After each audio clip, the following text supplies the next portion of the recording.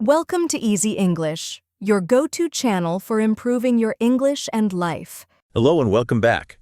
We're diving into something I think everyone feels these days.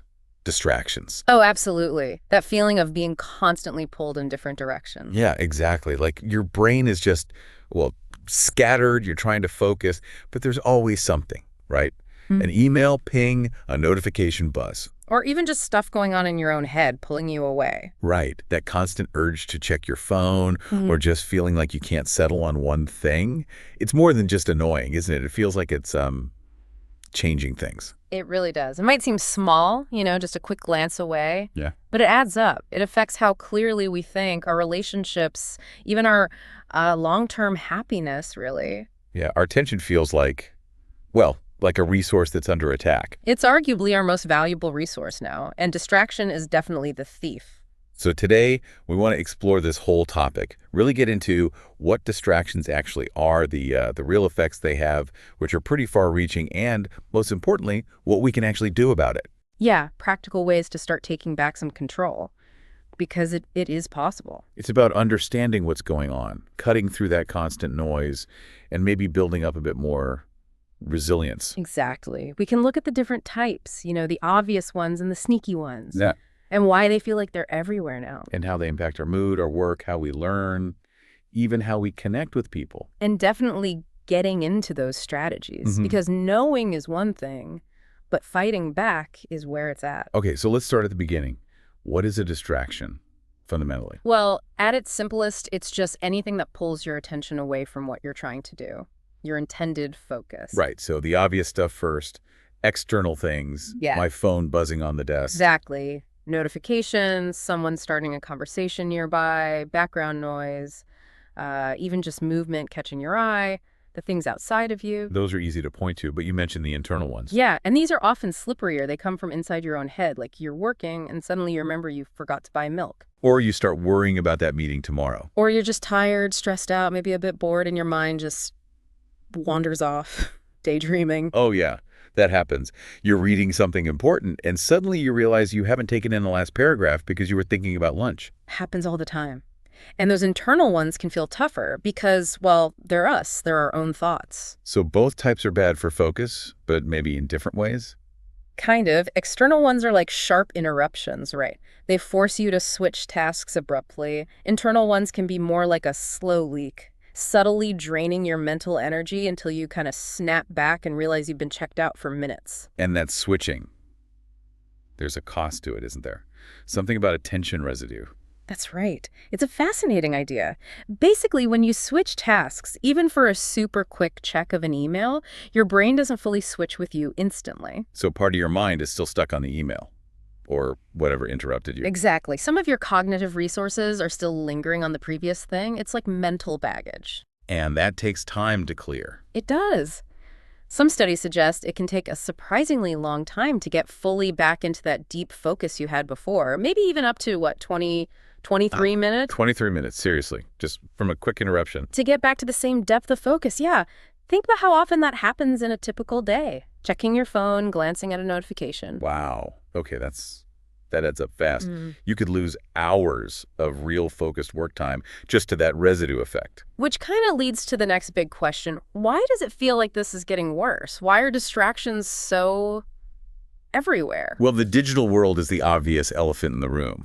Right. Everything is pinging and buzzing and demanding our attention. Absolutely. Smartphones, apps, websites, they're often designed specifically to grab and hold our attention, using, bright colors, sounds, endless scrolling feeds. It feels like they want to be addictive, that little dopamine hit with every new notification. That's part of the design, often called persuasive technology or attention engineering. And the sheer volume is just immense. People check their phones, nearly 100 times a day on average. Once every 10 minutes, you're awake. That's wild. And then there's our environment. Open plan offices, for example. Great for collaboration, maybe, but terrible for focused work with all the visual and auditory noise. And remote work has its own challenges, right? Blurring the lines between work and home life, kids, pets, chores, all potential distractions during the workday. Plus, there's this cultural pressure, isn't there? This idea that being busy, juggling lots of things is good. The multitasking myth.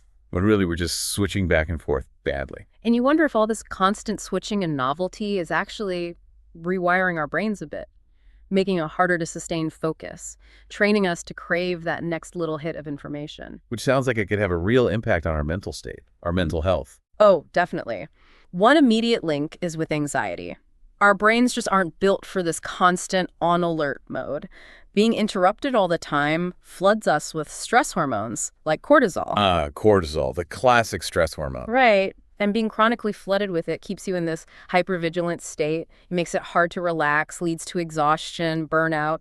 It's tough to feel calm when your brain's always waiting for the next ping. That makes sense. Yeah. And does it affect decisions too? Feeling overwhelmed? Yeah, there's this thing called decision paralysis. When you've got emails, messages, tasks, notifications all competing for attention, your brain just gets overloaded. Too many choices, too many things demanding focus. It becomes hard to prioritize or even make any decision. You kind of freeze. And that leads to decision fatigue, right? Exactly. Every little distraction forces a tiny decision. Do I look? Do I ignore it? Do I get back to work? Each one uses a bit of mental energy. Like willpower points getting used up. Pretty much. And that energy runs out over the day. So by the evening, when you're mentally tired from all that switching, your judgment gets worse. So that's why I order pizza instead of cooking and end up scrolling endlessly online when I'm tired. Could well be. Your brain's too worn out to make the effortful, better choice. Impulsive behavior kicks in. This also makes it hard to just be present, doesn't it? Mindfulness goes out the window. Completely. Distractions constantly pull you out of the now. And being present, being mindful is so important for clarity, for managing emotions. If you're always being yanked away, you lose that connection with what's actually happening. Right. And that can lead to feeling dissatisfied, detached, or like time is just rushing by in a blur and you weren't really there for it. That unsettling feeling. Okay, so it messes with our heads. Uh-huh. What about getting stuff done? Productivity, work, learning. Huge impact there. First off, let's bust that multitasking myth once and for all. You can't focus on two demanding things at once, period. You're just switching really fast. Yep. Rapid task switching. And research shows it tanks productivity, like by up to 40% in some studies. 40%, wow. That's huge. Nearly half your potential effectiveness gone. Because of that attention residue we talked about. Every switch leaves some mental clutter behind, making it harder to dive deep into the next thing or get back to the original thing. So forget about deep work then. That focused, uninterrupted concentration. It makes it incredibly difficult, yeah. And deep work is where the magic happens, right? Solving complex problems, learning hard things, being creative. Distractions are the enemy of deep work. They also shatter that flow state, I guess, that feeling of being totally absorbed. Instantly. One notification, one interruption, and poof, flow is gone. And it takes ages to get back into it, if you even can. Right. So instead of deep work and flow, people end up spending their days in shallow work, answer emails, routine meetings, admin stuff, things that feel busy but aren't really moving the needle or developing skills. And this is happening everywhere, like in offices. Oh, yeah. Studies show the average office worker gets interrupted something like every 11 minutes and then takes maybe 25 minutes to fully get back on track. That's a lot of wasted time. And think about unproductive meetings. 31 hours a month per employee, one report suggested, often full of people half listening while checking phones. Employers must see this, right? They do. Something like 75% apparently blame distractions, especially phones and social media, for major productivity hits. It leads to errors, missed deadlines, frustration. People don't feel effective. And this isn't just about work, is it? It must hit learning hard, too. Definitely. When you're distracted, your working memory, the brain's temporary sticky note gets overloaded. Like trying to juggle too many balls at once. Exactly. You can't effectively transfer information from that temporary storage into long-term memory if you keep getting interrupted. So students studying with their phone handy or flipping between websites, Yeah. they're not really learning efficiently. Not nearly as well. Research links that kind of digital multitasking during study to lower test scores, difficulty concentrating on complex stuff, maybe even weaker analytical skills over time. And what about learning a new skill, like an instrument or a language? Needs focus. Yeah. Sustained, deliberate practice. Distractions break that cycle. Because your brain needs that focus to build connections. Neuroplasticity. Precisely. Focused attention strengthens the neural pathways for that skill. Distracted practice means weaker pathways. So it takes longer to get good at something. Or you might just give up. Yeah, people might get frustrated and think, oh, I'm just not cut out for this, when maybe the real issue was that their practice was too fragmented by distractions. Okay, this is affecting our minds, our work. Whoa. What about our connections with other people? Our relationships? Big impact there, too, often unseen. It erodes emotional intelligence. That's, understanding yourself and understanding others. How so? Well, if your attention is divided when you're talking to someone, you miss the subtle stuff. Body language, tone of voice, facial expressions, the things that tell you how someone really feels. You're not fully present, so you can't really empathize. Exactly. You might hear the words, but you miss the music. It leads to shallower interactions. People feel unheard, unimportant, like they're competing with your phone. Which can cause conflict, right? The breakdown of trust. For sure. And digital distractions are notorious for this in relationships.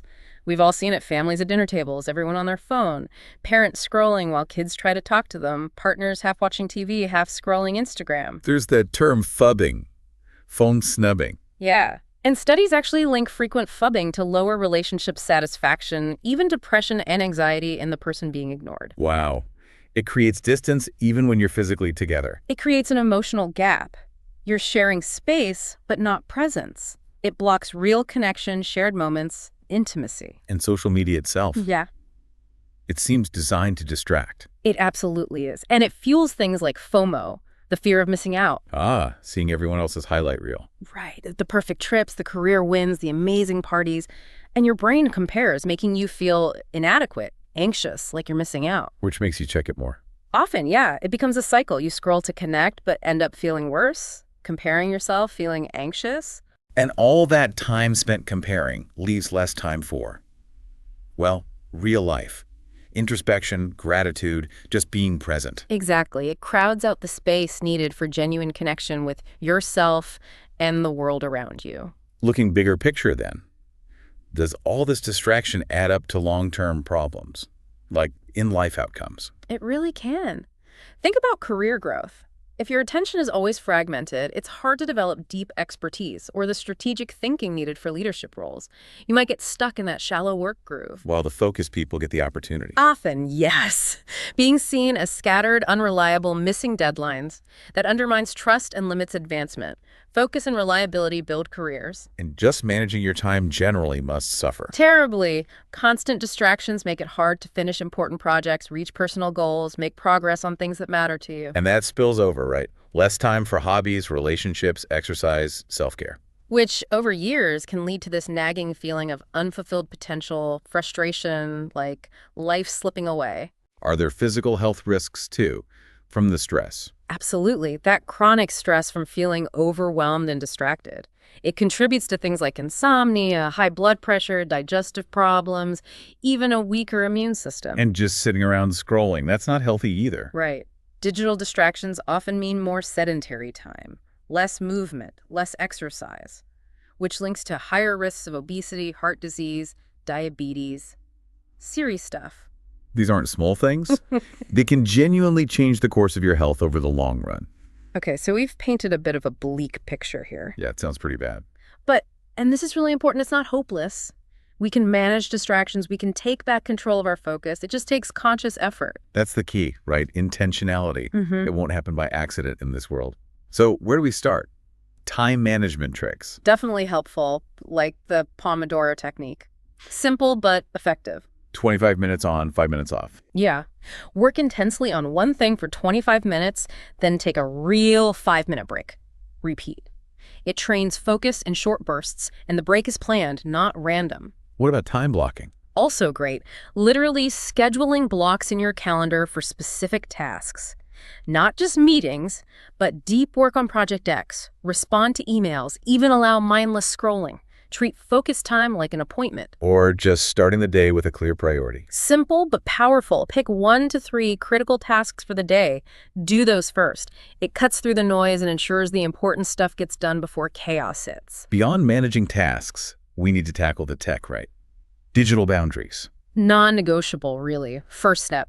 Turn off most notifications. Be ruthless. Does that app really need to interrupt you instantly? Probably not. Kill the banners, sounds, vibrations for almost everything. Keep the phone out of the bedroom. Please, it messes with sleep, and checking it first thing primes you for distraction all day. Get a separate alarm clock. What about blockers? Apps that stop you accessing certain sites. They can be really useful, especially during work or study time. Block those tempting websites or apps temporarily. And simple things like making meals screen-free. A small habit, big impact. Maybe even a digital detox day now and then, Yeah. or just a few screen-free hours. It's incredibly revealing. It shows you how automatic that reach for the phone is. Helps break the habit loop, build awareness. And underpinning all this, mindfulness. It's like the antidote to distraction. Training your brain to be present, notice wandering thoughts without judgment, and gently bring focus back.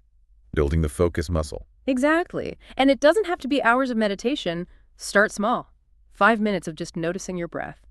Or mindful walking, paying full attention during routine chores. Just being fully there for whatever you're doing. That's the core of it. Over time, it builds resilience. You get better at choosing where your attention goes instead of being pulled around by every little thing. More calm, more clarity. So there are definitely tools and techniques we can use. It's an ongoing practice, though. Absolutely, no magic wand. But these strategies give you concrete ways to push back. Okay, so wrapping this up, it feels clear that distractions aren't just small annoyances. They're hitting our mental health, our productivity, our relationships, our long-term potential, even our physical health. They really are. But the big takeaway, the hopeful part, is that we're not just victims here. We can fight back, build awareness, set those boundaries, train our focus muscle. It takes deliberate effort, but the payoff sounds huge. Immense. Think about your attention. It really is your most precious asset in this noisy world. It's finite, and everyone wants a piece of it. So guarding it isn't just about efficiency. It's about reclaiming your life, your peace, your connections. Exactly. It's about unlocking a more focused, more fulfilling, more present way of living. Something to think about then. Where do you feel your attention slipping away most often? And maybe what's just one small thing, one practical step you could take today to start getting some of it back?